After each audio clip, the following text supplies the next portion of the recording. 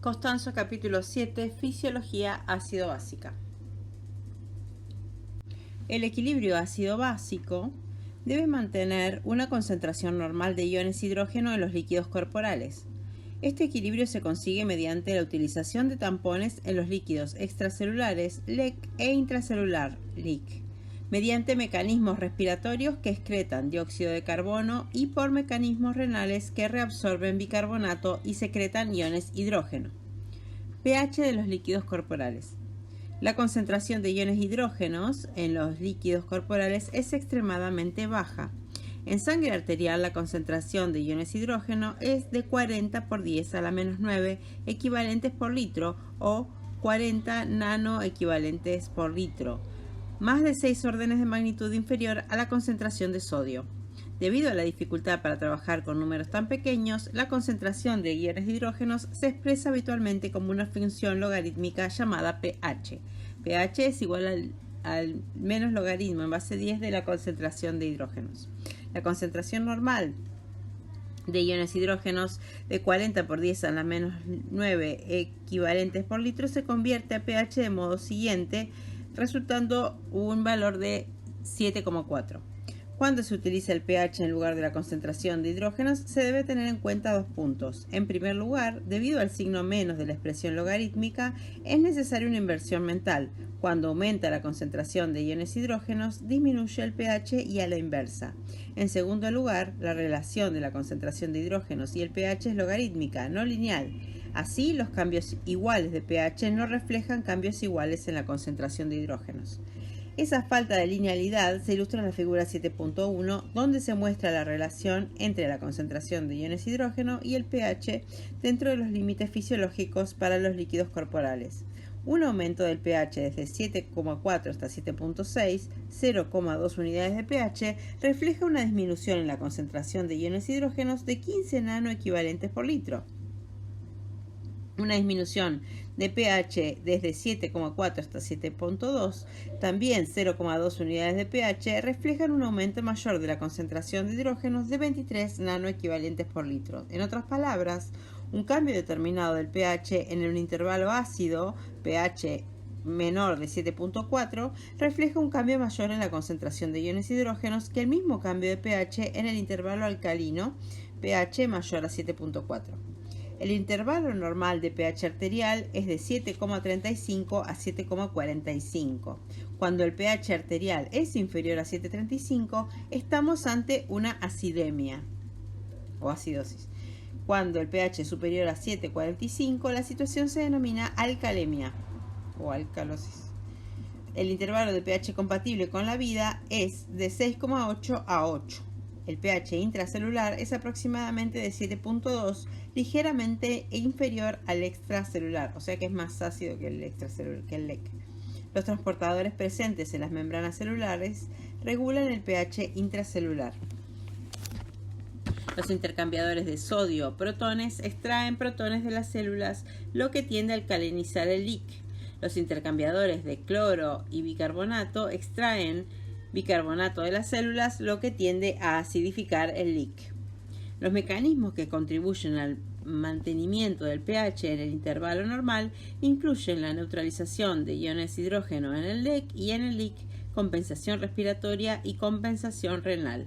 Los mecanismos de neutralización y la compensación respiratoria ocurren con rapidez en cuestión de minutos a horas. Los mecanismos de compensación renal son más lentos y necesitan horas o días.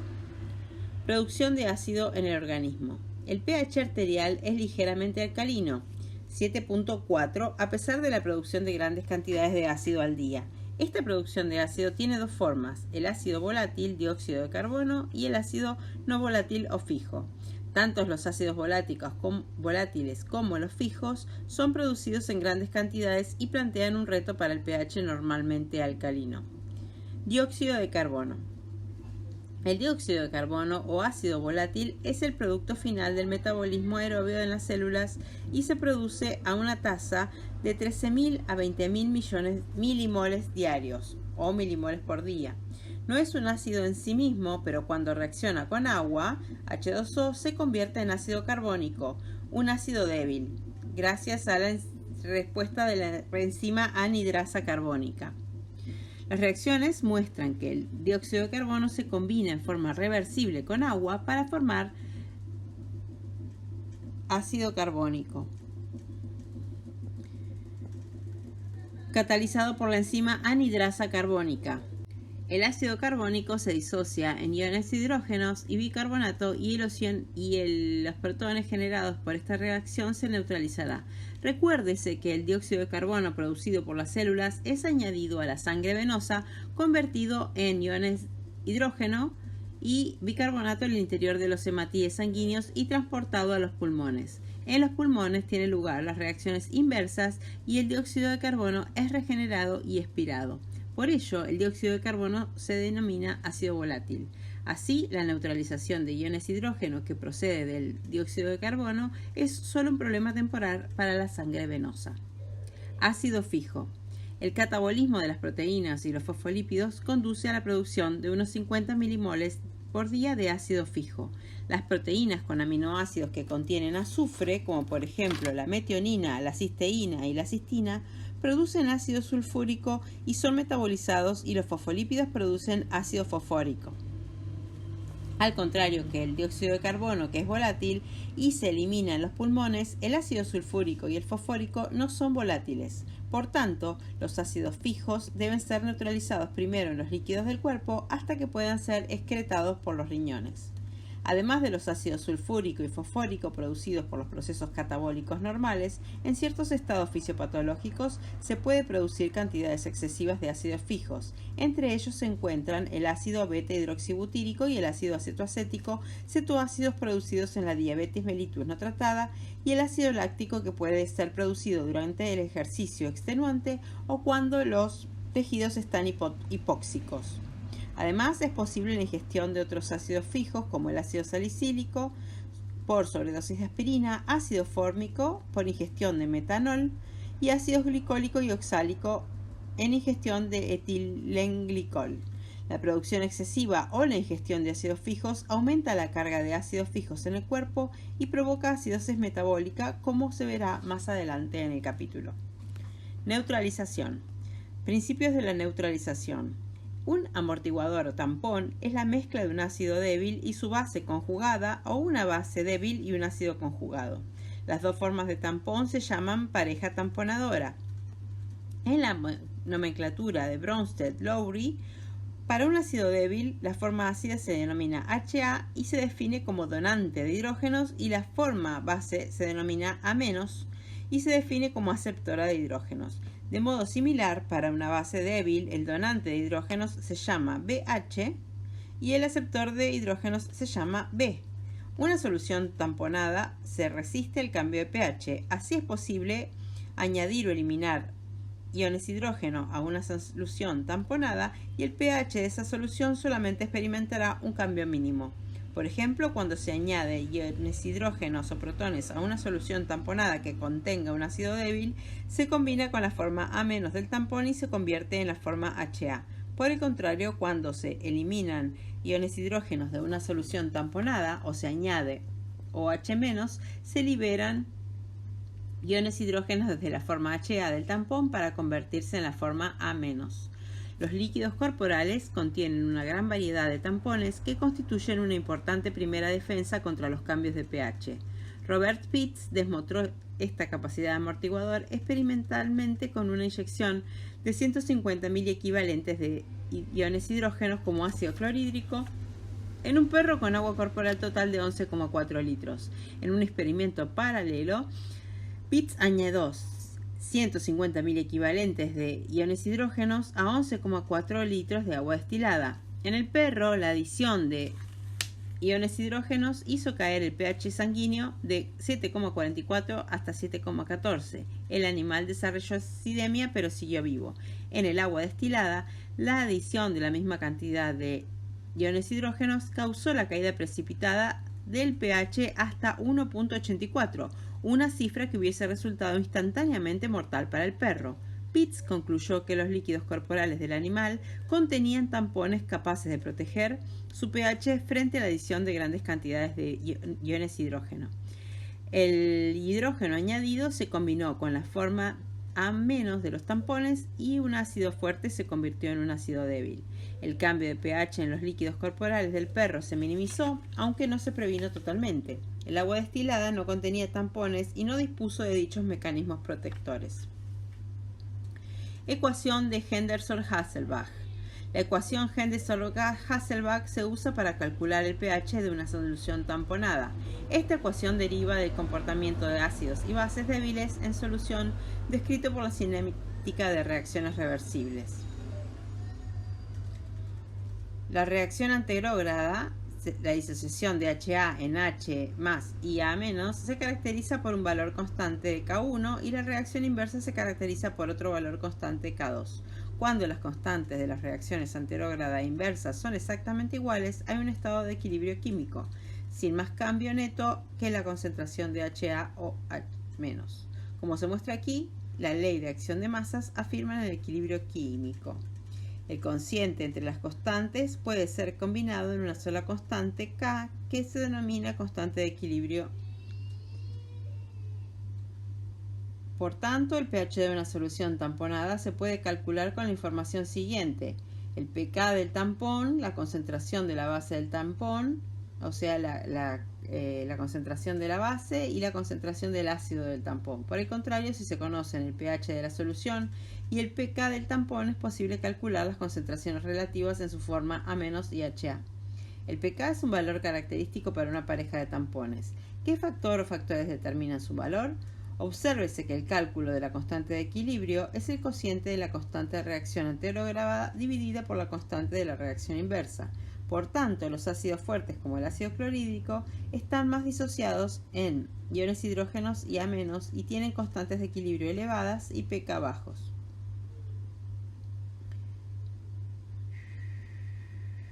Esto es de bioestadística. Tampones del líquido extracelular. Los principales tampones del LEC son el bicarbonato y el fosfato. Para el bicarbonato, la forma A- es bicarbonato y la forma HA es de dióxido de carbono en equilibrio con ácido carbónico. Para el fosfato, la forma A- es HPO4-2 y la forma HA es H2P. Las curvas de titulación de esos tampones se muestran en la figura 7.3. Tampón bicarbonato dióxido de carbono.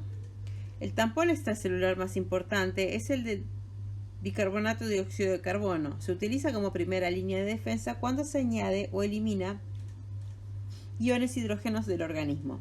Las características siguientes explican la importancia del bicarbonato de dióxido de carbono como tampón en el LEC. La concentración de la forma A- bicarbonato es alta, de 24 miliequivalentes por litro. El pK del tampón es de 6,1, bastante próximo al pH del LEC. 3. El dióxido de carbono, la forma ácida de tampón, es volátil y puede ser expulsado por los pulmones. Tiene una relación de 20, de 1 a 20. Es súper alto. La función del tampón bicarbonato dióxido de carbono se ilustra en el ejemplo previo de la inyección de cloruro de ácido clorhídrico en un perro. Para comprender ese ejemplo, asumamos que el LEC es una solución simple de bicarbonato de sodio, dejando de lado los otros constituyentes. Cuando se añade ácido clorhídrico al LEC, los iones hidrógenos se combinan con parte del bicarbonato para formar ácido carbónico. De esta forma, un ácido fuerte, el ácido clorhídrico, se convierte en un ácido débil, ácido carbónico. El ácido carbónico se disocia después en dióxido de carbono y agua, expulsados ambos por los pulmones. El pH de la sangre del perro disminuye, pero no tan acusadamente como si no existiese un tampón. La ecuación de Henderson-Hasselbalch puede aplicar al tampón bicarbonato dióxido de carbono. La forma básica es el bicarbonato y la forma ácida es el ácido carbónico, que está en equilibrio con el dióxido de carbono. En presencia de anhidrasa carbónica, la mayor parte del ácido carbónico se encuentra en forma de dióxido de carbono, es decir, 400 dióxido de carbono por un 400 partes de dióxido de carbono por una parte de ácido carbónico. Así, la concentración de ácido carbónico es tan trivial que no se tiene en cuenta. El pH de la sangre arterial, que se puede calcular con la ecuación de Henderson-Hasselbalch, sí se sustituyen las concentraciones normales de bicarbonato y de dióxido de carbono si se conoce el pK.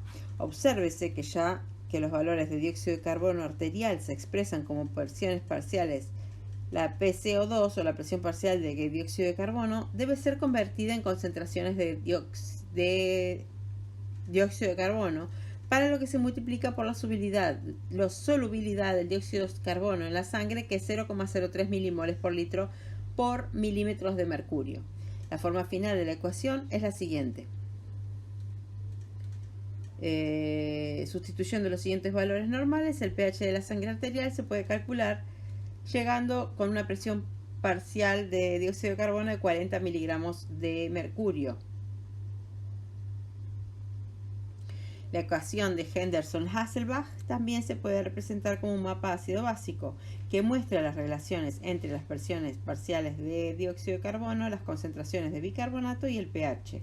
Las líneas radiales desde el inicio del mapa se denominan líneas isohídricas, lo que significa una misma concentración de iones hidrógenos o el mismo pH. Cada línea isohídrica indica todas las combinaciones de presiones parciales de dióxido de carbono y bicarbonato que proporcionan el mismo valor de pH. La elipse del centro muestra los valores normales para la sangre arterial. Es posible calcular cualquier punto de la gráfica si se sustituyen los valores correspondientes en la ecuación de Henderson-Hasselbalch. Por ejemplo, los cálculos anteriores muestran que una presión parcial de dióxido de carbono de 40 milímetros de mercurio y una concentración de bicarbonato de 24 miliequivalentes por litro proporcionan un pH de 7.4. El mapa ácido básico confirma que cuando la presión parcial de dióxido de carbono es de 40 milímetros de mercurio y la concentración de bicarbonato es de 24, el pH es de 7.4.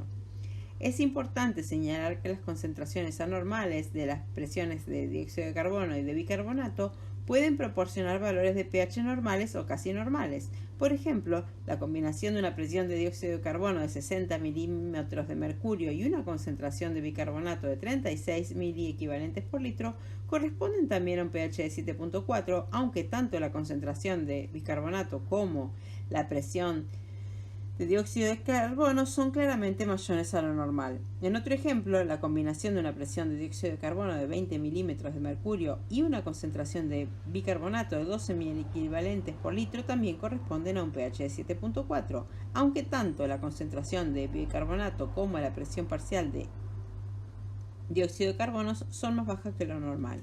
Este importante principio subyace a los procesos de compensación respiratoria y renal que intentan normalizar el pH cuando existe un trastorno ácido básico. La importancia del sistema de tampón, bicarbonato, dióxido de carbono para proteger el pH se puede ilustrar si imaginamos que se añaden 12 milimoles de ácido clorhídrico al LEC por litro al LEC. La concentración inicial de bicarbonato en el LEC es de 24 milimoles por litro. Así, 12 milimoles por litro de iones hidrógenos añadidos se combinan con 12 milimoles de bicarbonato para formar 12 milimoles de ácido carbónico, que son convertidos en 12 milimoles de dióxido de carbono en presencia de anhidrasa carbónica. Después de producirse esta reacción de amortiguación, la concentración resultante nueva de bicarbonato será de 12 milimoles en lugar de 24 milimoles originales. La concentración nueva de dióxido de carbono será la concentración original de 1.2 milimoles por litro, es decir, 40 milímetros de mercurio por 0,03 más los 12 milimoles generados por la reacción de amortiguación. Si asumimos por un momento que el dióxido de carbono adicional generado no puede ser expulsado por los pulmones, el nuevo pH sería de 6,06. Claramente un pH tan bajo sería mortal. Sin embargo, existe un segundo mecanismo protector rápido, la compensación respiratoria, que evita la caída del pH hasta este nuevo valor mortalmente bajo. La acidemia estimula los quimiorreceptores periféricos de los cuerpos carotídeos que producen un aumento inmediato de la tasa de ventilación o hiperventilación. Todo el exceso de dióxido de carbono y más es expirado por los pulmones. Esa respuesta llamada compensación respiratoria, hace descender la presión parcial de dióxido de carbono hasta valores inferiores a los normales, como por ejemplo hasta 24 milímetros de mercurio. Si se sustituyen estos valores en la ecuación de Henderson-Hasselbalch, se puede calcular otro pH, es decir, que el pH pasaría de 7.4 a 7.32 con la compensación respiratoria. La combinación de amortiguación por bicarbonato y la compensación respiratoria, es decir, la hiperventilación, proporciona un pH casi normal, que es de 7.4, aunque tanto la concentración de bicarbonato como la presión parcial de dióxido de carbono están muy reducidas. El pH es casi normal. La restauración completa del equilibrio ácido-básico depende de los riñones. Finalmente, mediante los procesos descritos más adelante en este capítulo, los riñones secretan iones hidrógenos y sintetizan bicarbonato nuevo para sustituir el bicarbonato consumido durante la neutralización de iones hidrógenos fijo añadido.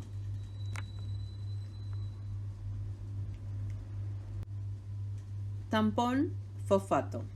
El fosfato inorgánico también actúa como un tampón. Su curva de titulación se puede comparar con la del bicarbonato.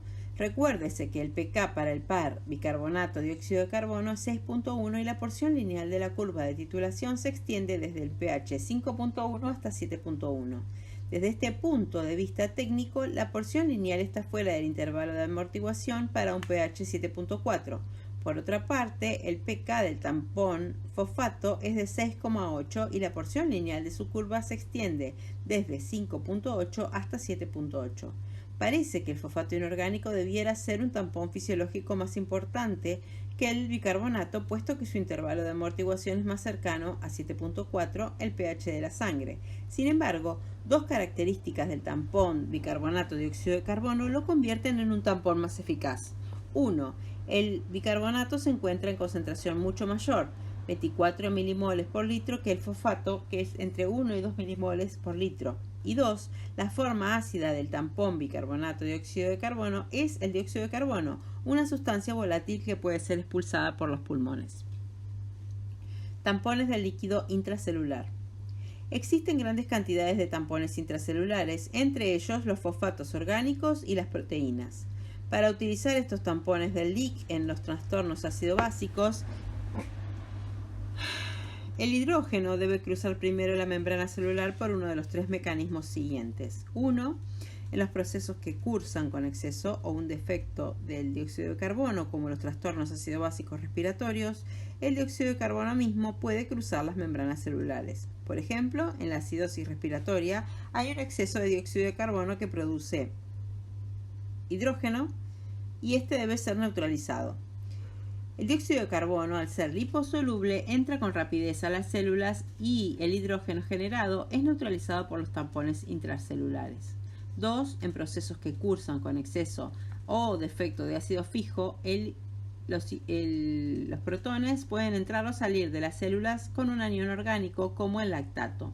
Por ejemplo, en la acidosis metabólica, causada por un aumento de las concentraciones de ácido láctico, se produce un exceso de protones junto con lactato y ambas sustancias entran juntas a las células, con lo que se conserva la electroneutralidad. 3. En otros casos de exceso o defecto de hidrógeno fijo, en los que no existe un anión orgánico acompañante, el hidrógeno se intercambia con potasio para conservar la electroneutralidad. Aunque no están presentes en el LIC, las proteínas plasmáticas también neutralizan los protones. Existe una relación entre proteínas plasmáticas, iones hidrógenos y calcio, que conducen a cambios del calcio ionizado cuando existe un trastorno ácido básico.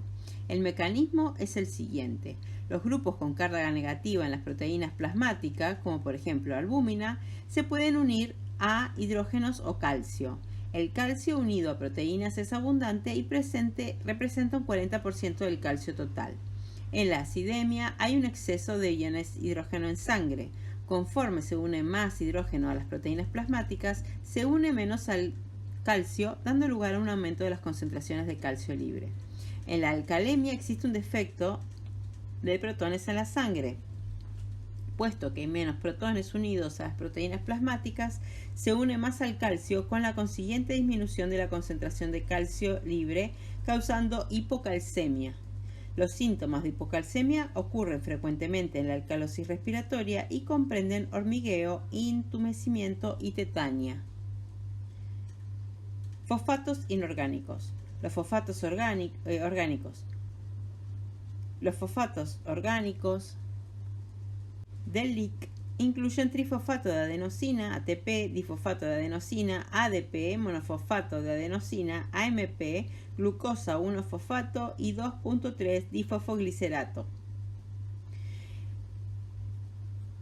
El hidrógeno es neutralizado por la mitad fosfato de esas moléculas orgánicas. El pK de estos fosfatos orgánicos oscila entre 6 y 7.5, cifras ideales para la amortiguación fisiológica efectiva. Proteínas. Las proteínas intracelulares actúan como tampones puesto que contienen un gran número de grupos ácidos o básicos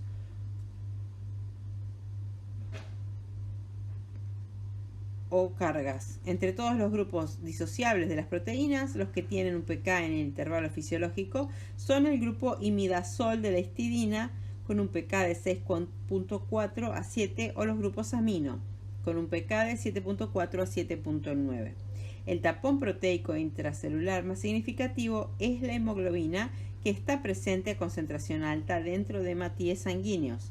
Cada molécula de hemoglobina tiene un total de 36 residuos de histidina, 9 en cada una de las 4 cadenas polipéptidas. El pK de la oxihemoglobina es 6.7, dentro del rango para amortiguación fisiológica efectiva. La desoxihemoglobina, sin embargo, es un tampón todavía más efectivo con un pK de 7.9. El cambio de pK de la hemoglobina cuando libera oxígeno tiene significado fisiológico. Conforme la sangre fluye a través de los capilares sistémicos, la oxihemoglobina libera oxígeno hacia los tejidos y es convertida en desoxihemoglobina. Al mismo tiempo se añade dióxido de carbono a la sangre capilar sistémica desde los tejidos. Este dióxido de carbono difunde a los hematíes sanguíneos y se combina con agua para formar ácido carbónico. El ácido carbónico se disocia después en iones hidrógenos y bicarbonato. El hidrógeno generado es amortiguado por la hemoglobina, que ahora se encuentra convenientemente en su forma desoxigenada. La desoxihemoglobina es un tampón excelente para el hidrógeno. El pH de la sangre venosa es de 7.37, solo 0,03 unidades de pH más ácido que el pH de la sangre arterial, a pesar de la adición de grandes cantidades de ácidos como el dióxido de carbono. Mecanismos renales del equilibrio ácido-básico. Los riñones tienen dos funciones principales en el mantenimiento del equilibrio ácido-básico normal: reabsorción del bicarbonato y excreción de iones hidrógeno. La primera función de los riñones consiste en reabsorber el bicarbonato filtrado de forma que este importante tampón extracelular no se pierda con la orina. La segunda función de los riñones es excretar iones hidrógeno fijo, que se produce durante el catabolismo de las proteínas y los fosfolípidos. Existen dos mecanismos para la excreción de protones fijo. 1. Excreción de protones como ácido titulable, es decir, neutralizado por el fosfato urinario, sería por el ciclo de la urea. Y 2. Excreción de iones o de protones como amonio. La excreción de protones por cualquier mecanismo se acompaña de síntesis y reabsorción de bicarbonato nuevo. El objetivo de la síntesis y reabsorción de bicarbonato nuevo es rellenar las reservas de bicarbonato empleadas en la neutralización de protones fijo. Reabsorción del bicarbonato filtrado. Más del 99,9% del bicarbonato filtrado se reabsorbe, con lo que se asegura que el principal tampón extracelular se conserva en vez de excretarse. La tasa de reabsorción se puede calcular, como se explica en el capítulo 6, si se compara con la carga filtrada de bicarbonato con la tasa de excreción de bicarbonato. Si la tasa de filtración glomerular o TFG es de 180 litros por día y la concentración plasmática de bicarbonato es de 24 miliequivalentes por litro, la carga filtrada es de 4.320 miliequivalentes por día. es decir, 180 por 24. La tasa de excreción medida de bicarbonato es de solo 2 miliequivalentes por día. Por tanto, la tasa de reabsorción de bicarbonato es de 4.318 miliequivalentes por día, que equivale a más del 99,9% de la carga filtrada. La mayor parte de la reabsorción de bicarbonato filtrado tiene lugar en el túbulo proximal y solo pequeñas cantidades se reabsorben en el asa de Henle, el túbulo distal y el túbulo colector. Mecanismo de reabsorción de bicarbonato en el túbulo proximal. La figura 7.5 muestra el esquema de una célula del túbulo proximal inicial, donde se absorbe el bicarbonato filtrado. La reabsorción del bicarbonato filtrado incluye la conversión de bicarbonato en dióxido de carbono en el lumen, la difusión del dióxido de carbono en la célula, reconversión de bicarbonato en la célula y reabsorción del bicarbonato hacia la sangre, y consta de los pasos siguientes. 1. La membrana luminar contiene un intercambiador sodio-protones, que es uno de los diferentes mecanismos de transporte activo dependiente de sodio en el segmento inicial del túbulo proximal. Conforme el sodio se mueve desde el lumen hacia la célula a favor de su gradiente electroquímico, el hidrógeno se mueve desde la célula hacia el lumen contra su gradiente electroquímico. 2. El hidrógeno secretado se combina en el lumen con bicarbonato filtrado para formar ácido carbónico. El ácido carbónico se descompone después en dióxido de carbono y agua, catalizado por una anidrasa carbónica del borde en cepillo. Los inhibidores de la anidrasa carbónica, como la acetazolamida, inhiben la reabsorción de bicarbonato filtrado al interferir en este paso. El dióxido de carbono y el agua formados en esta reacción cruzan con facilidad la membrana luminal y entran en la célula. 3. En el interior de la célula tienen lugar las reacciones inversas. El dióxido de carbono y el agua se recombinan para formar ácido carbónico, catalizados por la anidrasa carbónica intracelular. El ácido carbónico es convertido de nuevo en unión hidrógeno y bicarbonato. Los destinos del hidrógeno y del bicarbonato son diferentes. El hidrógeno es secretado por un intercambiador sodio-hidrógenos o sodio-protones para ayudar a la reabsorción del bicarbonato filtrado. El bicarbonato es transportado a través de la membrana vasolateral hacia la sangre, es decir, el bicarbonato se reabsorbe por dos mecanismos: un transporte sodio-bicarbonato e intercambio de cloro-bicarbonato. Las características especiales del mecanismo para reabsorción del bicarbonato filtrado incluyen las siguientes. 4. El proceso conduce a reabsorción neta de sodio y bicarbonato. Así, una parte de reabsorción del sodio en el túbulo proximal está directamente ligada a la reabsorción del bicarbonato filtrado. El resto de la reabsorción de sodio está ligada a la reabsorción de glucosa, aminoácidos, cloro y fosfato. No existe secreción neta de hidrógenos a través de este mecanismo. Cada ion hidrógeno secretado por el intercambiador sodio-protones en la membrana luminal se combina con un bicarbonato filtrado para formar dióxido de carbono y agua, que entran en la célula y son convertidos otra vez en protones o hidrógeno y bicarbonato. El hidrógeno es reciclado a través de la membrana luminal sobre el intercambiador sodio-protones para reabsorber más bicarbonato filtrado. 6. Puesto que no existe secreción neta de hidrógenos por este mecanismo, el cambio del pH del fluido tubular es pequeño. Efecto de la carga filtrada de bicarbonato. La carga filtrada de bicarbonato es el producto de la tasa de filtración glomerular y la concentración plasmática de bicarbonato. Dentro de una amplia gama de cargas filtradas, prácticamente todo el bicarbonato es reabsorbido. Sin embargo, cuando la concentración plasmática de bicarbonato es mayor a 40 miliequimolares por litro, la carga filtrada se vuelve tan elevada que satura los mecanismos de reabsorción. Cualquier bicarbonato filtrado que no pueda ser reabsorbido se excreta. Por ejemplo, en la alcalosis metabólica, en la que la concentración sanguínea de bicarbonato está elevada, la restauración del equilibrio ácido-básico normal requiere la excreción de exceso de bicarbonato en la orina. Esto se consigue gracias al aumento de la concentración de bicarbonato en la sangre, que aumenta la carga filtrada hasta que supera la capacidad de reabsorción. El bicarbonato no reabsorbido se excreta, con lo que la concentración sanguínea de bicarbonato se reduce hasta normalizarse. Efecto del volumen del líquido extracelular.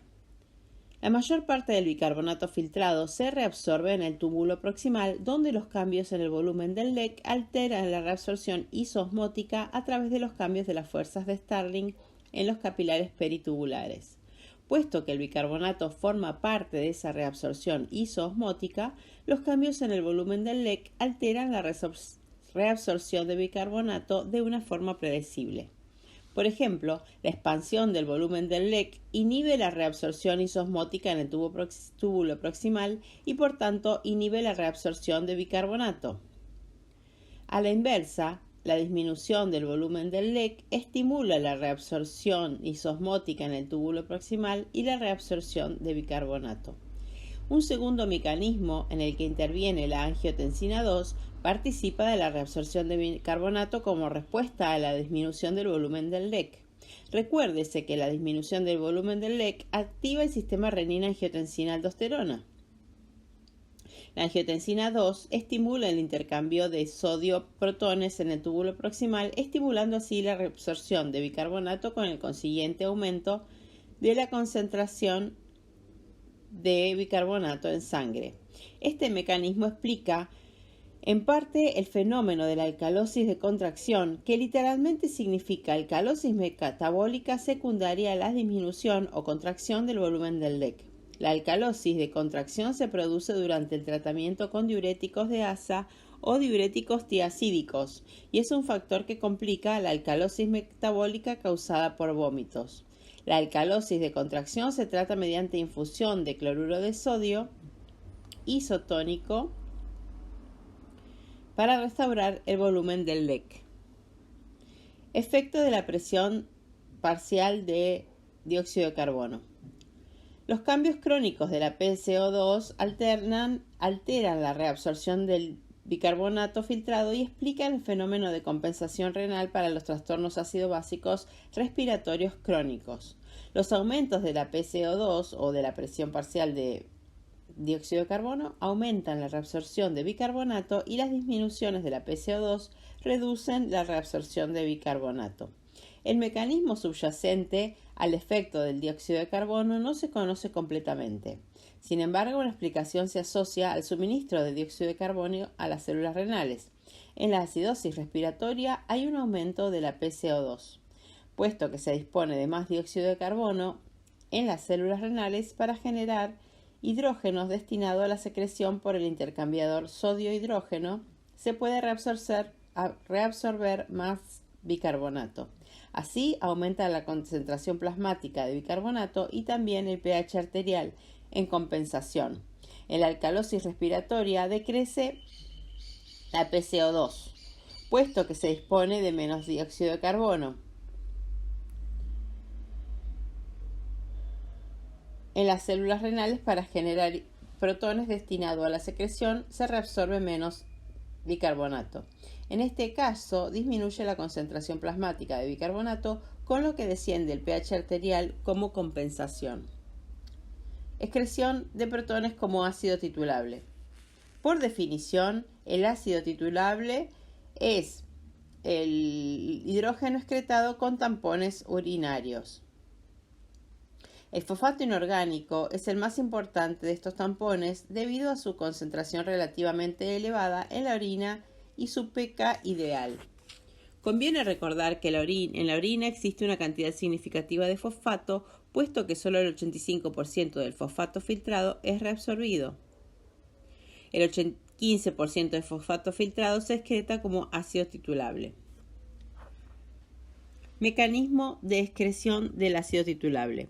El ácido titulable es excretado a través de la nefrona, pero sobre todo en las células alfa intercaladas del túbulo distal tardío y los conductos colectores. El mecanismo celular para este proceso se ilustra en la figura 7.6 y se describe a continuación. 1. La membrana luminal de las células alfa intercaladas del túbulo distal tardío y los conductos colectores tiene dos mecanismos primarios de transporte activo para la secreción de protones en el líquido tubular. El primer mecanismo para la secreción de hidrógeno es la hidrógeno ATPasa o la protona ATPasa y es estimulado por la aldosterona. La aldosterona no solo actúa sobre las células principales para estimular la reabsorción de sodio y la secreción de potasio, sino que también estimula la secreción de protones en las células alfa intercaladas. El otro mecanismo para la secreción de protones es la protón-potasio ATPasa, el transportador responsable de la reabsorción de potasio en las células alfa intercaladas. En el lumen, el hidrógeno secretado se combina con la forma A- del tampón fosfato para producir la forma HA del tampón, que es un ácido titulable que se excreta. Para que este mecanismo sea útil, es esencial que la mayoría del fosfato filtrado se encuentre en la forma que se pueda aceptar un hidrógeno, es decir, en la forma HPO4-2. Sucede así mediante el cálculo de las concentraciones relativas a pH de 7.4 se puede confirmar que la concentración de fosfato es casi 4 veces mayor que la concentración del ácido en el filtrado glomerular, donde el pK es 6.8. 2. El hidrógeno secretado por la hidrógeno ATPasa se produce en las células renales a partir de dióxido de carbono y agua que se combinan para formar ácido carbónico en presencia de anhidrasa carbónica intracelular. El ácido carbónico se disocia en hidrógenos, que es secretado, y bicarbonato, que es reabsorbido hacia la sangre mediante el intercambiador cloro-bicarbonato. Obsérvese que el aumento de la PCO2, como la acidosis respiratoria, incrementa el aporte de dióxido de carbono a las células alfa intercaladas y aumenta la secreción de hidrógeno y la síntesis y reabsorción de nuevo bicarbonato. Por el contrario, la disminución de la presión parcial B, dióxido de carbono, como en la alcalosis respiratoria, disminuye el aporte de dióxido de carbono en las células alfa intercaladas y reduce la secreción de protones y la síntesis y reabsorción de nuevo bicarbonato. 3. Por cada protón excretado como ácido titulable, un nuevo bicarbonato es sintetizado y reabsorbido. Este nuevo bicarbonato rellena las reservas extracelulares de bicarbonato que antes habían sido agotadas para neutralizar el hidrógeno fijo. Puesto que la generación o síntesis de bicarbonato nuevo es un proceso continuado, el bicarbonato es sustituido continuamente conforme se emplea para neutralizar los ácidos fijos producidos por el catabolismo de proteínas y fosfolípidos. Cantidad de tampón urinario. La cantidad de hidrógeno excretado o protones excretados como ácido titulable depende de la cantidad de tampón urinario disponible. Aunque la razón puede no ser apreciable inmediatamente, el principio subyacente radica que el pH urinario mínimo es de 4.4. Puesto que el pH sanguíneo es de 7.4, un pH urinario de 4.4 representa una diferencia 1000 veces en la concentración de hidrógenos a través de las células tubulares renales. Esta diferencia de 1000 veces es el mayor gradiente de concentración para el que se puede ser excretado el hidrógeno por la hidrógeno ATPasa. Cuando el pH de la orina disminuye hasta 4.4, cesa la secreción neta de hidrógeno. Para comprender este principio, es importante diferenciar entre cantidad de hidrógeno excretado y el valor del pH urinario. Para ilustrar esa distinción, considérense dos ejemplos. En el primer lugar, imaginemos que no existen tampones urinarios. En este caso, los primeros hidrógenos secretados no encontrarían tampones urinarios, estarían libres en solución y harían que el pH cayese hasta el valor mínimo de 4.4. Más adelante no se podría secretar hidrógeno adicional. A continuación, imaginemos que los tampones urinarios son abundantes. En tal caso, las cantidades de hidrógenos podrían secretarse y amortiguarse en la orina antes de que el pH descendiera hasta 4.4. Este aspecto se ilustra también en la figura 7.7. La figura 7.7a muestra el intervalo de pH del líquido tubular, la zona sombreada, superpuesto sobre la curva de titulación de fosfato. Si se comienza en el filtrado glomerular, que tiene un pH de 7.4, están presentes tanto las dos formas del tampón y la concentración es considerablemente una es considerablemente mayor que la otra. Conforme se secretan hidrógenos en el líquido tubular, se combina con la forma del tampón fosfato y la convierte en la porción lineal de la curva de titulación a un pH de 7,8 a 5,8. La adición de hidrógeno al líquido tubular provoca una disminución solo modesta del pH. Sin embargo, una vez que la mayoría del fosfato ha sido convertido, la mayor secreción de hidrógenos hace que el pH del líquido tubular caiga precipitadamente hasta 4.4. Al llegar a este punto no se puede secretar hidrógeno adicional. La única forma de secretar más hidrógeno es proporcionar más fosfato. Así, la cantidad de hidrógeno excretado como ácido titulable depende de la cantidad de tampón urinario disponible. pK de los tampones urinarios. El pK de los tampones urinarios también afecta a la cantidad de hidrógeno secretado.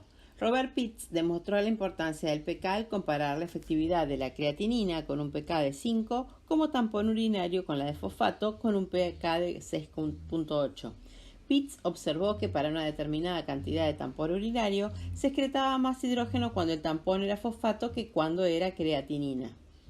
La diferencia de la cantidad de hidrógeno excretado se atribuye a los diferentes pK de los dos tampones. Recuérdese que el fosfato es un tampón urinario casi ideal. El intervalo lineal de su curva de titulación se superpone casi perfectamente con el intervalo de pH del líquido tubular. En la figura 7.7a, la zona sombreada bajo la curva de titulación de fosfato representa la cantidad total de hidrógeno secretado cuando el pH del líquido tubular se reduce desde 7.4 en el filtrado glomerular hasta 4.4 en la orina final. La figura 7.7b muestra la curva de titulación para la creatinina. También en este caso, el pH del líquido tubular oscila desde 7.4 en el filtrado glomerular hasta 4.4 en la orina final. El pK de la creatina, 5, es próximo al pH mínimo de la orina, por tanto, la cantidad total de hidrógenos que puede ser secretada, la zona sombreada, antes de que el pH disminuya hasta 4.4 es mucho menor que la cantidad secretada cuando el tampón es el fosfato. Excreción de iones hidrógeno o de protones como amonio. Si el ácido titulable fuese el único mecanismo para la excreción de hidrógeno, la excreción de hidrógeno fijo estaría limitada por la cantidad de fosfato en la orina. Recuérdese que la producción de hidrógenos por el catabolismo de las proteínas y los fosfolípidos es de aproximadamente 50 miliequivalentes por día. Como media, sin embargo, solo se excretan 20 miliequivalentes por día de iones de hidrógeno fijo como hidrógeno titulable. Los 30 miliequivalentes por día restantes son excretados por un segundo mecanismo, el amonio. Mecanismo de excreción de hidrógeno como amonio. En la excreción de hidrógeno como amonio participan 3 segmentos de la nefrona: el túbulo proximal, la rama ascendente gruesa de la asa de Henle y las células alfa intercaladas de los conductos colectores. En el túbulo proximal, el amonio es excretado por el intercambiador sodio-hidrógeno. En la rama ascendente gruesa, el amonio secretado antes por los túbulos proximados es reabsorbido y añadido al gradiente osmótico córtico papilar. En las células alfa intercaladas del conducto colector, el amoníaco y el hidrógeno son excretados hacia la luz, se combinan para formar amonio y son excretados. Túbulo proximal. En las células del túbulo proximal, la enzima glutaminasa metaboliza la glutamina en glutamato y amonio. El glutamato se metaboliza en alfa-cetoglutarato que en última instancia se metaboliza a dióxido de carbono y agua y después a bicarbonato. El bicarbonato se reabsorbe hacia la sangre a través de la membrana vasolateral por medio del cotransporte de sodio-bicarbonato. De modo similar al mecanismo del ácido titulable, ese bicarbonato es sintetizado de nuevo y ayuda a rellenar las reservas de bicarbonato en el LEC. Por cada amonio generado y en última instancia excretado, se reabsorbe un nuevo bicarbonato. El destino del amonio necesita varias etapas adicionales. En las células del túbulo proximal, el amonio está en equilibrio con el amoníaco y los protones. Al ser liposoluble, la forma del amoníaco se difunde a favor de su gradiente de concentración desde la célula hasta el lumen y el hidrógeno se secreta hacia el lumen por el intercambiador de sodio-hidrógeno. Una vez en el lumen, el amoníaco y el hidrógeno se recombinan para formar amonio. Una vez en el lumen del túbulo proximal, lo que sucede con el amonio es lo que sigue. Parte del amonio se excreta directamente en la orina. El resto sigue una ruta tortuosa y es excretado indirectamente. Primero es reabsorbido por la rama ascendente gruesa, después se deposita en el líquido intersticial medular y a continuación se secreta desde el líquido intersticial medular por los conductos colectores para su excreción final. Rama ascendente gruesa.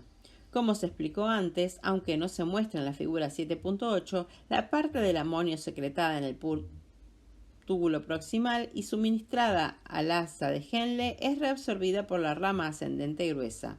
A nivel celular, el amonio se reabsorbe mediante sustitución de potasio con un transportador sodio-potasio 2 cloros. Como resultado de esta sustitución, el amonio participa en la multiplicación a contracorriente, en gran parte como cloruro de sodio, y se concentra en el líquido intersticial de la médula interna y la papila del riñón. Conducto colector. Como se describió para el mecanismo del ácido titulable, la membrana luminal de las células alfa intercaladas del conducto colector contienen dos transportadores que secretan hidrógeno en el líquido tubular. La hidrógeno ATPasa y la hidrógeno potasio ATPasa. La hidrógeno ATPasa es estimulada por la aldosterona. Conforme se secreta hidrógeno en el líquido tubular, el amoníaco difunde desde la alta concentración en el líquido intersticial medular hacia el lumen del conducto colector, donde se combina con el hidrógeno secretado para formar amonio. La pregunta que se plantea es: ¿por qué solo la forma de amoníaco del tampón amoníaco-amonio difunden desde el intersticio medular? La respuesta es que aunque tanto el amonio como el amoníaco están presentes en equilibrio en el líquido intersticial medular, solo la forma de amoníaco es liposoluble y puede difundir a través de las células del conducto colector en el líquido tubular. Una vez en el líquido tubular, el amoníaco se combina con el hidrógeno secretado para formar amonio. El amonio no es liposoluble y por lo tanto queda atrapado en el líquido tubular y es excretado. El proceso global se conoce como atrapamiento por difusión, debido a que la forma liposoluble del tampón, el amoníaco, difunde y la forma hidrosoluble, el amonio, es atrapada y excretada. Obsérvese que el origen de los protones secretados por las células alfa intercaladas es dióxido de carbono y agua. Por cada protón producido en las células y secretado, se sintetiza y reabsorbe bicarbonato nuevo. Como el mecanismo del ácido titulable, ese bicarbonato nuevo ayuda a reponer las reservas de bicarbonato que se han agotado al tamponar el hidrógeno fijo producido por el metabolismo de las proteínas y los fosfolípidos. Efecto del pH urinario sobre la excreción de amonio. Al disminuir el pH urinario, aumenta la excreción de hidrógenos como amonio. El efecto del pH urinario sobre la excreción de amonio es ventajoso. En la acidosis, cuando el pH de la orina tiende a ser bajo, existen grandes cantidades de hidrógenos para excretar. El mecanismo subyacente al efecto del pH urinario se basa en el atrapamiento por difusión de amoníaco-amonio. Conforme disminuye el pH de la orina, más tampón urinario existe en forma de amonio y menos en forma de amoníaco. Cuanto más baja es la concentración luminal de amoníaco, mayor es el gradiente para la difusión de amoníaco desde el líquido intersticial medular hacia el líquido tubular. Así, cuanto más bajo es el pH del líquido tubular, mayores son las cantidades de difusión de amoníaco y la cantidad de hidrógeno excretada como amonio. Efecto de la acidosis sobre la síntesis de amoníaco. La tasa de síntesis de amoníaco cambia según la cantidad de hidrógenos que debe ser excretada. En la acidosis crónica hay un aumento adaptativo en la síntesis de amoníaco en las células del túbulo proximal. El mecanismo conlleva la disminución del pH intracelular que conduce la síntesis de enzimas participantes en el metabolismo de la glutamina. Cuando la síntesis de amoníaco aumenta de esa forma, se excreta más hidrógenos como amonio y se reabsorbe más bicarbonato nuevo. Por ejemplo, en la cetoacidosis diabética aumenta la producción de ácido fijo. La capacidad de los riñones para excretar esa carga adicional de ácido fijo es atribuible en gran parte a un aumento adaptativo de la síntesis de amoníaco. Efecto de la concentración plasmática de potasio sobre la síntesis de amoníaco. La concentración plasmática de potasio también altera la síntesis de amoníaco. La hiperpotasemia inhibe la síntesis de amoníaco y reduce la capacidad para excretar hidrógenos como amonio, con lo que provoca acidosis tubular renal de tipo 4. La hipopotasemia estimula la síntesis de amoníaco y aumenta la capacidad para excretar hidrógenos como amonio. Estos efectos probablemente están mediados por el intercambio de hidrógeno y potasio a través de las membranas celulares renales, lo que a su vez altera el pH intracelular. En la hiperpotasemia, el potasio entra en las células renales y el hidrógeno sale. El aumento resultante de pH intracelular inhibe la síntesis de amoníaco a partir de la glutamina. En la hipopotasemia, el potasio sale de las células renales y el hidrógeno entra. La disminución resultante del pH intracelular estimula la síntesis de amoníaco a partir de la glutamina. Comparación entre ácido titulable y excreción de amonio. El hidrógeno es excretado cada día como ácido titulable y amonio, de forma que normalmente todo el hidrógeno fijo producido por el catabolismo de proteínas y fosfolípidos es eliminado del organismo y todo el bicarbonato usado para neutralizar ese ácido hidrógeno fijo es sustituido. La tabla 7.1 resume y compara las tasas de excreción de hidrógenos como ácido titulable y amonio en personas sanas y en otras de diferentes tipos de acidosis metabólica, es decir, cetoacidosis diabética e insuficiencia renal crónica. En las personas sanas que siguen una dieta relativamente rica en proteínas, se producen unos 50 miliequivalentes de hidrógeno fijo. Los riñones excretan todo, el 100% del ácido fijo producido, 40% como ácido titulable y el 60% como amonio. En las personas en cetoacidosis diabética, la producción de hidrógeno fijo puede aumentar 10 veces, hasta 500 miliequivalentes por día. Para excretar esa carga ácida adicional, aumenta la excreción tanto de ácido titulable como de amonio. La excreción de amonio aumenta porque la acidosis induce las enzimas participantes en el metabolismo de la glutamina, con lo que aumenta la síntesis de amoníaco. Cuando las células renales producen más amoníaco, se excreta más hidrógeno como amonio. La causa del aumento de la excreción del ácido titulable está menos clara. En la cetoacidosis diabética se produce un exceso de ácido beta-oxibutírico, hidroxibutírico y ácido acetoacético, lo que provoca acidosis metabólica. Las sales de estos ácidos, es decir, butirato y acetoacetato, se filtran y actúan como tampones urinarios a modo similar al fosfato, aumentando la cantidad total de hidrógeno excretado como ácido titulable. La enfermedad renal crónica y otra causa de acidosis metabólica. Un paciente con enfermedad renal crónica que mantenga una dieta relativamente rica en proteínas producirá 50 miliequivalentes diarios de ácido fijo. En esta enfermedad existe una pérdida progresiva de nefronas y los mecanismos renales para excreción de hidrógeno fijo están gravemente afectados por dos razones. 1. La excreción de ácido titulable está reducida debido al descenso de la filtración glomerular, que reduce la carga filtrada de fosfato y por tanto la cantidad de fosfato que puede servir como tampón urinario. Y 2. La excreción de amonio está reducida por alteración de la síntesis de amoníaco en las nefronas enfermas. Obsérvese que la excreción total de hidrógenos fijos en la enfermedad renal crónica es de solo 15 miliequivalentes por día, 10 miliequivalentes como ácido titulable más 5 miliequivalentes como amonio, mucho menor que la cantidad de ácido fijo producido por el catabolismo de las proteínas, que es alrededor de 50 miliequivalentes por día. De hecho, la causa de la acidosis metabólica en la enfermedad renal crónica es la incapacidad de los riñones para excretar el hidrógeno fijo producido diariamente. Como es natural, a las personas con enfermedad renal crónica se les indica una dieta baja en proteínas para reducir la producción diaria de ácido fijo, disminuyendo de este modo la demanda de los riñones de excreción de hidrógeno fijo y la reabsorción de nuevo bicarbonato. Secreción de bicarbonato.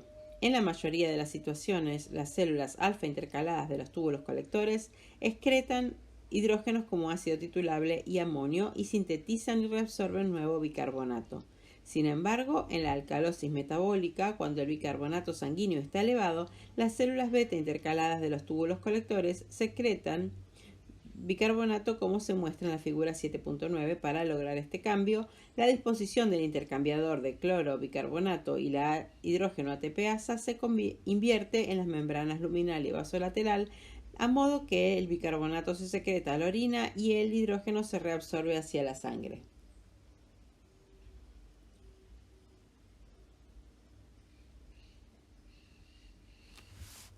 Sería solamente en la alcalosis. Este mecanismo se invoca en condiciones de alta concentración sanguínea de bicarbonato, es decir, solo en la alcalosis metabólica, para promover la excreción de bicarbonato y ayudar a normalizar la concentración sanguínea de bicarbonato. Trastornos del equilibrio ácido-básico. Los trastornos del equilibrio ácido-básico son una de las alteraciones más comunes de la medicina clínica. Se caracterizan por una concentración anormal de iones hidrógeno en la sangre, reflejado por un pH alterado.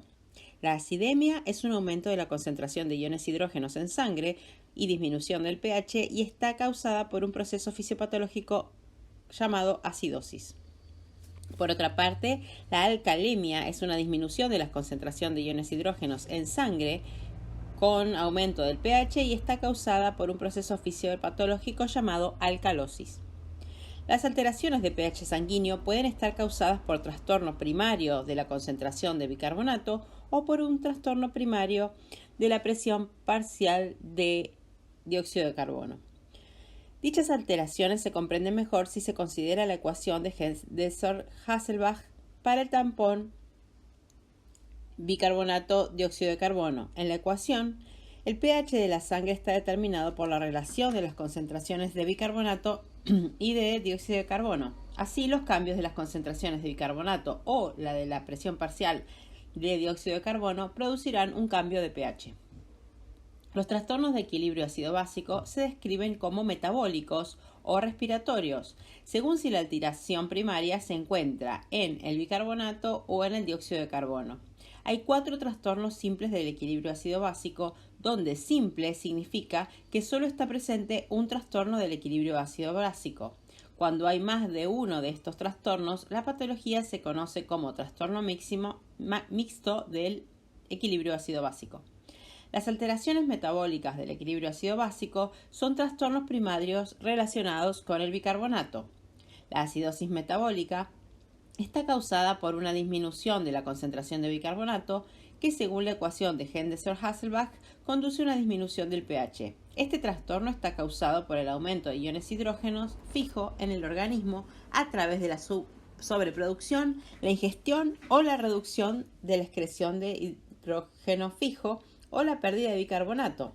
La alcalosis metabólica está producida por el aumento de la concentración de bicarbonato que, según la ecuación de Henderson-Hasselbalch, conduce a un aumento del pH. El trastorno está causado por la pérdida de hidrógeno fijo desde el cuerpo o ganancia de bicarbonato. Las alteraciones respiratorias del equilibrio ácido-básico son desórdenes primarios del dióxido de carbono, es decir, trastornos de la respiración. La acidosis respiratoria está causada por hipoventilación que conduce a la retención de dióxido de carbono al aumento de la presión parcial de dióxido de carbono y a la disminución del pH. La alcalosis respiratoria está causada por hiperventilación que provoca la pérdida de dióxido de carbono, una disminución de la presión parcial de dióxido de carbono y un aumento del pH. Cuando hay un trastorno del equilibrio ácido-básico, se utilizan varios mecanismos en un intento de mantener el pH de la sangre en un intervalo normal. La primera línea de defensa es el tamponamiento en el LEC y en el LIC. Además del tamponamiento, dos tipos de respuestas compensatorias intentan normalizar el pH, la compensación respiratoria y la compensación renal. En este ámbito hay una regla general útil. Si el trastorno ácido básico es metabólico, es decir, la alteración es del bicarbonato, la respuesta es respiratoria para ajustar la presión parcial de dióxido de carbono. Si el trastorno ácido básico es respiratorio, es decir, la alteración de dióxido de carbono, la respuesta compensatoria es renal o metabólica para ajustar la concentración de bicarbonato. Otra regla útil es la siguiente. La respuesta compensatoria tiene siempre la misma dirección que el trastorno primario. Por ejemplo, en la acidosis metabólica, el trastorno primario es una disminución de la concentración sanguínea de bicarbonato. La compensación respiratoria es la de hiperventilación, que reduce la presión parcial de dióxido de carbono. El trastorno primario en acidosis respiratoria es un aumento de la presión parcial de dióxido de carbono. La compensación renal aumenta la concentración de bicarbonato. Para cada trastorno ácido básico que se presenta, se tratan con detalles las respuestas de amortiguación y compensadoras. La tabla 7.2 presenta un resumen de los 4 trastornos simples del equilibrio ácido básico y la respuesta compensadora esperadas para cada uno. Tabla 7.2, resumen de los trastornos ácido-básicos. Cuando el trastorno es la acidosis metabólica, disminuyen los niveles de dióxido de carbono y agua, aumentan los niveles de iones hidrógenos y disminuyen los niveles de bicarbonato. La compensación respiratoria se da por hiperventilación, porque es metabólica, o sea, es contraria, y la compensación o corrección renal es el aumento de la absorción de bicarbonato a modo de corrección. Cuando el trastorno es alcalosis metabólica, hay un aumento de la cantidad de dióxido de carbono, una disminución de los iones de hidrógenos y un aumento del bicarbonato. La compensación respiratoria es la hipoventilación y la compensación o corrección renal es el aumento de la excreción de bicarbonato, porque probablemente se pasa de los 40 miliequivalentes por litro y por lo que se excreta. El trastorno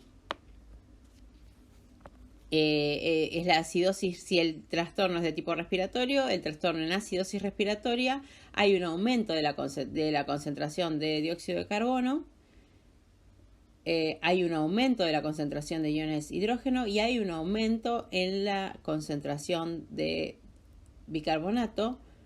Como es respiratoria, la compensación es metabólica y en este caso hay aumento en la reabsorción de bicarbonato para regular el pH. Y en la alcalosis respiratoria hay una disminución del dióxido de carbono, una disminución de los iones hidrógenos y una disminución de bicarbonato. La compensación es de tipo metabólica y se corrige renalmente por disminución de la reabsorción de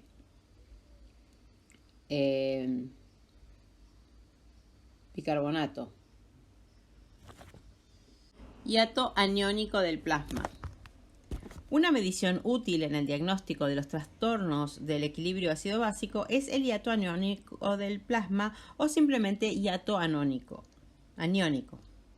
El hiato aniónico se basa en el principio de la electroneutralidad. Las concentraciones de aniones y cationes deben ser iguales en cualquier compartimento del líquido corporal como el plasma. En el análisis habitual del plasma se miden algunos cationes y aniones, mientras que otros se obvian. El catión que se suele medir es el sodio. Los aniones que se suelen medir son el bicarbonato y el cloro. Cuando las concentraciones de sodio en miliequivalentes por litro se compara con la suma de las concentraciones de bicarbonato y cloro en la misma medida, en miliequivalentes por litro, existe un hiato aniónico. Es decir, la concentración de sodio es mayor que la suma de las concentraciones de los aniones. Puesto que la electroneutralidad no se viola nunca, esto significa que el plasma debe contener aniones no medidos que cubren esa diferencia o hiato. Entre los aniones no medidos del plasma están las proteínas, el fosfato, el citrato y el sulfato. El hiato aniónico del plasma se calcula de modo siguiente. Sería la diferencia del sodio menos el cloro y el bicarbonato. El intervalo de valores normales para el hiato aniónico plasmático es de 8 a 14 miliequivalentes por litro. El valor normal puede obtenerse mediante sustitución de los valores normales de concentración plasmática de sodio, la concentración de bicarbonato y la concentración de cloro en la ecuación. Esta cuenta el hiato aniónico plasmático es útil sobre todo para el diagnóstico diferencial de la acidosis metabólica. Esta se asocia por definición con una disminución de las concentraciones plasmáticas de bicarbonato. Si asumimos que la concentración de sodio no cambia, con el fin de conservar la electroneutralidad del compartimento plasmático, debe aumentar la concentración de una anión para sustituir el bicarbonato perdido. Este anión de sustitución puede ser uno de los aniones no medidos o el cloro. Si el bicarbonato es sustituido por aniones no medidos, aumentará el hiato aniónico calculado. Si el bicarbonato es sustituido por cloro, el hiato aniónico calculado será normal. Aumento del hiato aniónico. En varias formas de acidosis metabólica se acumula un anión orgánico, como por ejemplo cetoácido, lactato, formato o silicato. En estos casos, la disminución de la concentración de bicarbonato es compensada por un aumento en la concentración del anión orgánico no medido. Así, hay un aumento del hiato aniónico y este tipo de acidosis metabólica se denomina acidosis metabólica con aumento del hiato aniónico. Algunos ejemplos de acidosis metabólica con aumento del hiato aniónico son la cetoacidosis diabética, la acidosis láctica, la intoxicación por silicatos, la intoxicación por metanol, la intoxicación por etilenglicol y la insuficiencia renal crónica. En ciertas causas de acidosis metabólica con aumento del hiato aniónico, por ejemplo la intoxicación por metanol y por etilenglicol, existe también un hiato osmolar. El hiato osmolar es la diferencia entre la osmolaridad plasmática medida y la estimada. Mapa ácido básico. Cada uno de los 4 trastornos ácidos básicos simples se asocia a una serie de valores de pH y presión de dióxido de carbono y la concentración de bicarbonato. Estos valores se pueden superponer como zonas sombreadas en un mapa ácido básico como se muestra en la figura 7.11. En el mapa proporciona el método útil para evaluar el estado ácido básico del paciente. Trastornos metabólicos. Cada uno de los trastornos metabólicos simples tiene una gama de valores esperados, puesto que la compensación respiratoria de la acidosis o la alcalosis metabólica ocurre inmediatamente. Trastornos respiratorios. Cada uno de estos trastornos respiratorios simples tiene 2 gamas de valores esperados, una para el trastorno agudo y otra para el trastorno crónico. El trastorno agudo está presente antes de ocurrir la compensación renal y por tanto los valores de pH sanguíneo tienden a ser anormales. El trastorno crónico está presente una vez que ha ocurrido la compensación renal, que tarda varios días. Debido a los procesos compensadores, los valores de pH sanguíneo tienden a ser más normales en la fase crónica. El mapa ácido básico se emplea del modo siguiente. Si los valores de un paciente están dentro de una zona sombreada, se puede concluir que solo hay un trastorno ácido básico. Si los valores de un paciente se sitúan fuera de las zonas sombreadas, por ejemplo entre 2 zonas, se puede concluir que existe más de un trastorno, es decir, un trastorno mixto. A continuación se describe cada trastorno ácido básico simple, consúltese la tabla 7.2 y el mapa ácido básico mostrado en la figura 7.11. Reglas para las respuestas compensadoras. El mapa ácido básico es útil desde un punto de vista gráfico, pero no es práctico para utilizarlo en el trato diario de los pacientes. Por tanto, se han desarrollado reglas generales o reglas renales para determinar si el pH, la presión del dióxido de carbono y las concentraciones de bicarbonato son acordes con el trastorno ácido básico simple. Estas reglas se enumeran en la tabla 7.3. Para cada trastorno metabólico, las reglas predicen el cambio compensador esperado en la presión de dióxido de carbono, es decir, la compensación respiratoria para un determinado cambio en la concentración de bicarbonato. Para cada trastorno respiratorio, las reglas predicen el cambio compensador esperado en la concentración de bicarbonato, es decir, la compensación renal. Para un determinado cambio en la presión de dióxido de carbono, al igual que con el mapa ácido básico, para cada trastorno respiratorio hay dos conjuntos de predicciones, uno para la fase aguda y otro para la fase crónica.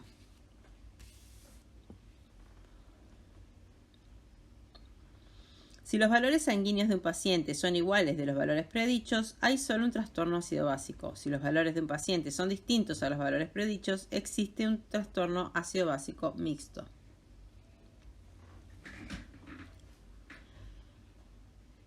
Acidosis metabólica. La acidosis metabólica está causada por una disminución en la concentración de bicarbonato en la sangre. La acidosis metabólica se puede deber a un aumento en la producción de ácidos fijos, como los cetoácidos y el ácido láctico, la ingestión de ácidos fijos, como el ácido salicílico, la incapacidad de los riñones para excretar los ácidos fijos producidos por el metabolismo normal o la pérdida de bicarbonato a través de los riñones o del tracto gastrointestinal. El perfil de sangre arterial en las acidosis metabólicas es disminución del pH, disminución de la concentración de bicarbonato y disminución de la presión de dióxido de carbono. En la generación de acidosis metabólica tiene lugar la siguiente secuencia de fenómenos para producir ese perfil sanguíneo. Aunque la acidosis metabólica puede estar causada por una pérdida neta de bicarbonato, como en la diarrea y en la ATR de tipo 2, ¿qué sería? Las de problemas renales, ¿no? La mayoría de las veces se debe a un exceso de ácido fijo en el cuerpo. Primero, 1. Aumento de iones y hidrógenos fijos. El exceso de iones hidrógenos fijos se acumula en el organismo a través del aumento de la producción, la ingestión de ácido fijo o de disminución de la excreción de ácido fijo. 2. Neutralización. El exceso de iones hidrógeno fijo es neutralizado tanto en el LEC como en el LIC. En el LEC, el hidrógeno se neutraliza en forma primaria por el bicarbonato, lo que produce una disminución de la concentración de bicarbonato. La disminución de la concentración de bicarbonato produce un descenso de pH según la ecuación de Henderson-Hasselbalch. En el LIC, el exceso de hidrógeno fijo es neutralizado por fosfatos inorgánicos y proteínas. Para utilizar estos tampones intracelulares, el hidrógeno debe entrar primero en las células. Los protones pueden entrar en las células con un anión orgánico como cetoanión, lactato o formato o en intercambio por potasio.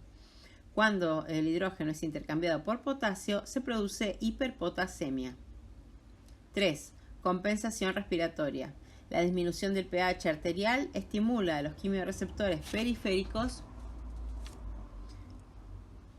Los cuerpos carotídeos corresponden induciendo hiperventilación. Esto produce a su vez disminución de la presión parcial de dióxido de carbono, que es la compensación respiratoria para la acidosis metabólica. Para comprender la causa de esta respuesta compensadora, examínese la ecuación de Henderson-Hasselbalch, donde el pH es igual al pK más el logaritmo de la concentración de bicarbonato sobre la presión de dióxido de carbono. O sea, sería la concentración de trastorno primario dividido en la compensación respiratoria. El trastorno primario es la disminución de la concentración de bicarbonato, que por sí mismo puede conducir a un acusado descenso del pH. La compensación respiratoria en forma de hiperventilación reduce la presión de dióxido de carbono, lo que tiende a normalizar la relación de bicarbonato sobre dióxido de carbono y el pH. 4. Corrección renal. La neutralización y la compensación respiratoria ocurren con rapidez. Sin embargo, la corrección última de la acidosis metabólica, que hará que el estado ácido básico de la persona vuelva a la normalidad, tiene lugar en los riñones y tarda varios días. El exceso de hidrógeno fijo será excretado como ácido titulable y amonio. Al mismo tiempo se sintetizará bicarbonato nuevo que será reabsorbido por los riñones para sustituir el bicarbonato consumido antes de la neutralización.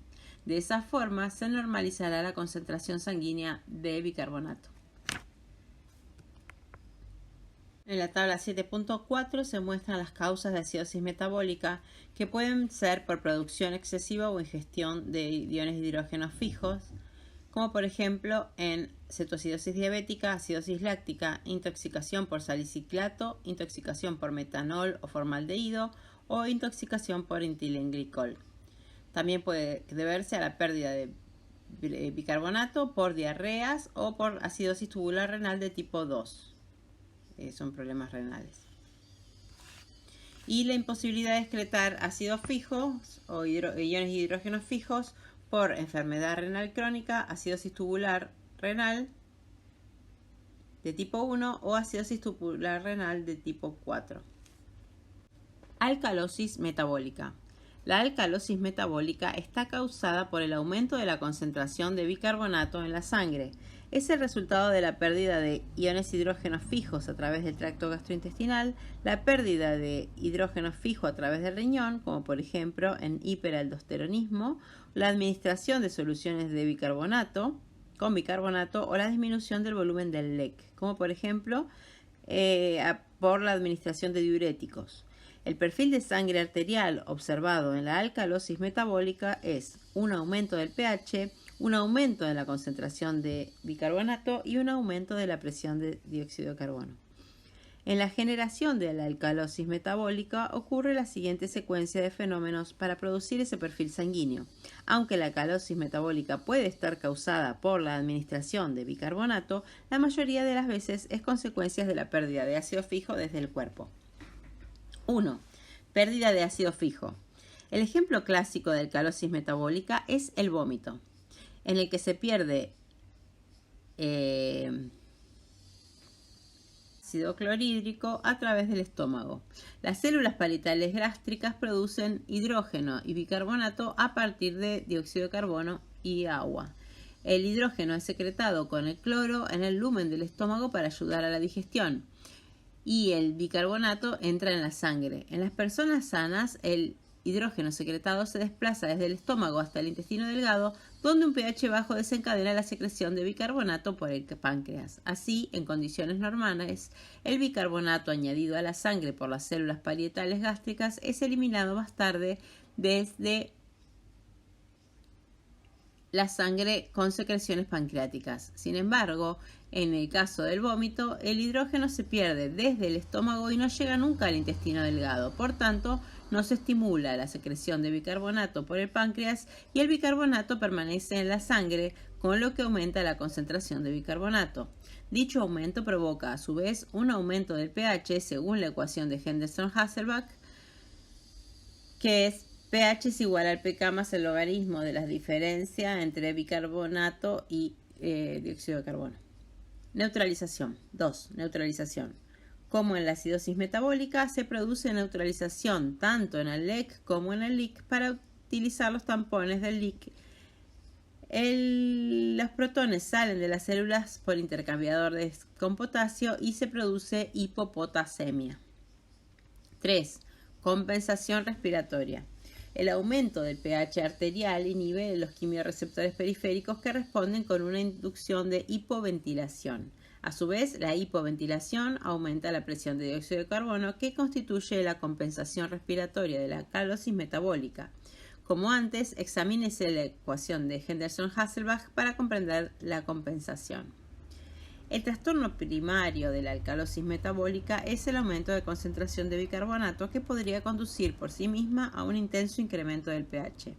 La compensación respiratoria, hipoventilación, aumenta la PCO2 que tiende a normalizar la relación bicarbonato-dióxido de carbono y el pH. 4. Corrección renal.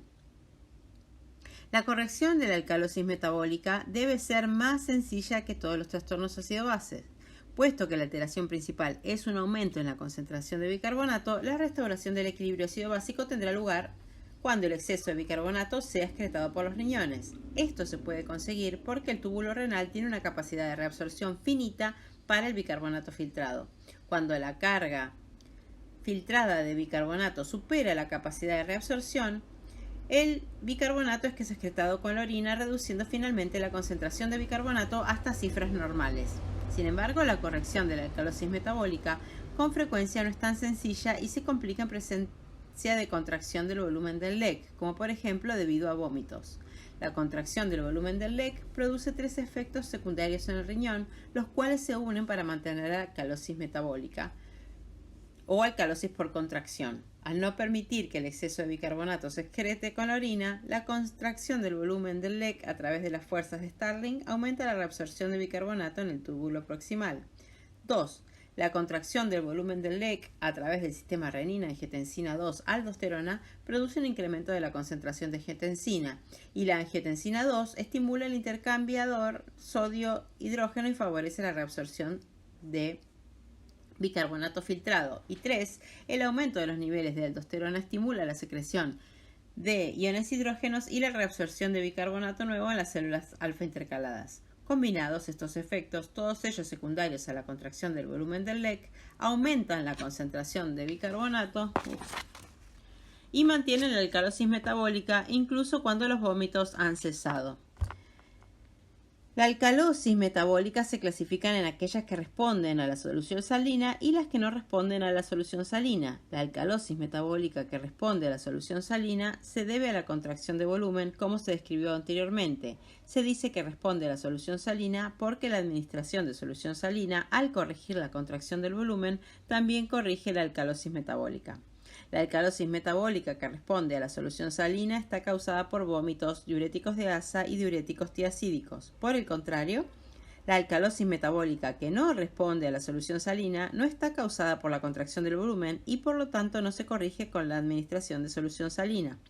La alcalosis metabólica que no responde a la solución salina está causada por el hiperaldosteronismo primario, síndrome de Cushing, enfermedad de Cushing e ingesta excesiva de regaliz. Tabla 7.5. Causas de alcalosis metabólica. Cuando la causa es la pérdida de iones hidrógeno, como por ejemplo en vómitos o en hiperaldosteronismo, hay una pérdida de iones hidrógenos gástrico, el bicarbonato permanece en la sangre, mantenida por la disminución del volumen o la contracción del LEC, y hay hipopotasemia. Y en el hiperaldosteronismo, esto responde a la solución salina porque es por deshidratación. Y el hiperaldosteronismo, hay un aumento de la secreción de iones hidrógenos por las células intercaladas e hipopotasemia. Cuando la causa es por ganancia de bicarbonato, como por ejemplo en la ingestión de bicarbonato de sodio o el síndrome de leche álcali. Se produce por ingestión de grandes cantidades de bicarbonato en conjunción con insuficiencia renal, o por alcalosis por disminución de volumen, debido al consumo de diuréticos de asa o tiacídicos, y aumenta la reabsorción de bicarbonato filtrado debido al aumento de angiotensina 2, aumenta la reabsorción de nuevo bicarbonato debido al aumento de aldosterona. Acidosis respiratoria. La acidosis respiratoria está causada por hipoventilación que conduce a la retención de dióxido de carbono. La retención de dióxido de carbono puede estar causada por inhibición del centro respiratorio vulvar, parálisis de los músculos respiratorios, obstrucción de la vía aérea o fracaso del intercambio de dióxido de carbono entre la sangre capilar pulmonar y el gas alveolar. El perfil de sangre arterial observado en la acidosis respiratoria es disminución del pH, aumento de la concentración de bicarbonato y aumento de la presión de dióxido de carbono. En la generación de la acidosis respiratoria tiene lugar la siguiente secuencia de fenómenos para producir este perfil sanguíneo. 1. Retención de dióxido de carbono. La hipoventilación produce retención de dióxido de carbono y aumento de la PCO2. El aumento de la PCO2 es el trastorno primario en la acidosis respiratoria y, según la ecuación de Henderson-Hasselbalch, provoca la disminución del pH. El aumento de la PCO2 por acción de las masas también hace aumentar la concentración de bicarbonato. 2. Neutralización. La neutralización del exceso de dióxido de carbono ocurre exclusivamente en el LIC, sobre todo en los hematíes sanguíneos. Para utilizar estos tampones intracelulares, el CO2 se difunde a través de las membranas celulares. En el interior de las células, el CO2 se convierte a hidrógeno y bicarbonato, y el hidrógeno es neutralizado por proteínas intracelulares, como por ejemplo hemoglobina, y por fosfatos inorgánicos. 3. Compensación respiratoria. No existe compensación respiratoria para la acidosis respiratoria, puesto que la respiración es la causa de este trastorno. Y 4. Compensación renal. La compensación renal para la acidosis respiratoria consiste en un aumento de la excreción de iones hidrógenos como acidez titulable y amonio, y aumento de la síntesis y reabsorción de bicarbonato nuevo. La reabsorción del bicarbonato nuevo aumenta la concentración del bicarbonato aún más que el efecto de la acción de masas solo. La ecuación de Henderson-Hasselbalch se puede usar para comprender por qué el aumento de la concentración de bicarbonato es una respuesta compensadora. En la acidosis respiratoria aguda no se ha producido aún la compensación renal. El pH tiene que ser bastante bajo, aumento del denominador en la ecuación de Henderson-Hasselbalch, con poco aumento del numerador. Por otra parte, la acidosis respiratoria crónica se está produciendo compensación renal, lo que aumenta la concentración de bicarbonato y tiende a normalizar la relación bicarbonato-dióxido de carbono y el pH. La diferencia entre la acidosis respiratoria aguda y la crónica radica en la compensación renal. Así, sobre la base de ausencia o presencia de compensación renal, las reglas renales proporcionan cálculos diferentes para el cambio esperado de la concentración de bicarbonato que ocurre en la acidosis respiratoria aguda y en la crónica. Tabla 7.6. Causas de la acidosis respiratoria. Cuando la causa es la inhibición del centro respiratorio vulvar, como por ejemplo tomando opiáceos barbitúricos anestésicos, lesiones del sistema nervioso central, apnea central del sueño u oxigenoterapia. En este caso se inhiben los quimiorreceptores periféricos. Cuando la causa es el trastorno de los músculos respiratorios, como por ejemplo en el síndrome de Guillain-Barré, poliomielitis, esclerosis lateral amiotrófica o esclerosis múltiple, por obstrucción de la vía aérea, por aspiración, apnea obstructora del sueño o laringoespasmo, y trastornos del intercambio gaseoso, como por ejemplo en síndromes de dificultad respiratoria aguda, enfermedad pulmonar obstructiva crónica o EPOC, neumonía o edema pulmonar. En este caso, disminuye el intercambio de dióxido de carbono entre sangre capilar pulmonar y gas alveolar. Alcalosis respiratoria. La alcalosis respiratoria está causada por hiperventilación que provoca una pérdida excesiva del dióxido de carbono. La hiperventilación puede estar causada por estimulación directa dentro del centro respiratorio vulvar, por hipoxemia que estimula a los quimiorreceptores periféricos o por ventilación mecánica. El perfil sanguíneo arterial observado en la alcalosis respiratoria es aumento del pH, disminución de la concentración de bicarbonato y disminución de la presión de dióxido de carbono. En la generación de la alcalosis respiratoria tiene lugar la siguiente secuencia de fenómenos para producir ese perfil sanguíneo. 1. Pérdida del dióxido de carbono. La hiperventilación provoca una pérdida excesiva de dióxido de carbono y la disminución de la presión de dióxido de carbono. La disminución de la presión de dióxido de carbono es el trastorno primario de la alcalosis respiratoria y según la ecuación de Henderson-Hasselbalch produce un aumento de pH. La disminución de la presión de dióxido de carbono por acción de masa también provoca una reducción de la concentración de bicarbonato. 2. Neutralización. La neutralización ocurre exclusivamente en el LIC, sobre todo en los hematíes sanguíneos. En este caso, el dióxido de carbono sale de las células y hace que aumente el pH intracelular. 3. Compensación respiratoria. Como ocurre en la acidosis respiratoria, no existe compensación respiratoria para la alcalosis respiratoria, puesto que la respiración es la causa del trastorno. 4. Compensación renal. La compensación renal para la alcalosis respiratoria consiste en una disminución de la excreción de iones hidrógenos como ácido titulable y amonio, y disminución de la síntesis y reabsorción de bicarbonato nuevo. La reducción de la reabsorción de bicarbonato hace que disminuya la concentración de bicarbonato todavía más que el efecto de la acción de masas solo. Se puede usar la ecuación de Henderson-Hasselbalch para comprender por qué la disminución de la concentración de bicarbonato es una respuesta compensadora.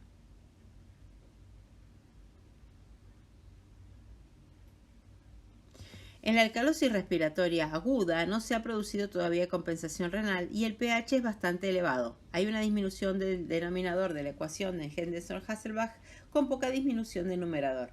En la alcalosis respiratoria crónica se está produciendo compensación renal, lo que reduce aún más la concentración de bicarbonato en sangre y tiende a normalizar tanto la relación de bicarbonato-dióxido de carbono como el pH. La diferencia entre la alcalosis respiratoria aguda y crónica radica en la compensación renal. También, de acuerdo con la ausencia o la presencia de compensación renal, las reglas renales proporcionan cálculos diferentes para el cambio esperado en la concentración de bicarbonato en la alcalosis respiratoria aguda y en la crónica. Tabla 7.7. Causas de la alcalosis respiratoria. Cuando la causa es la estimulación del centro respiratorio vulvar, hay hiperventilación histérica o septicemia por gram negativos, intoxicación por salicilato o trastornos neurológicos como tumores e ictus. Acá el comentario es que la intoxicación por salicilato también causa acidosis metabólica.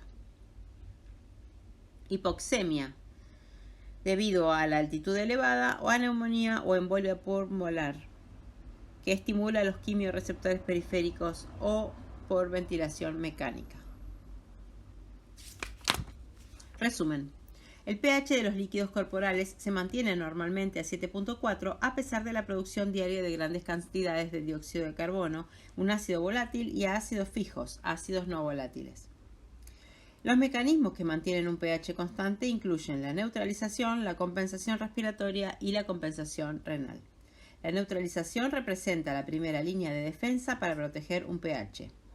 Una solución tamponada es la mezcla de un ácido débil y su base conjugada. Los tampones fisiológicos más efectivos tienen un pK próximo a 7.4.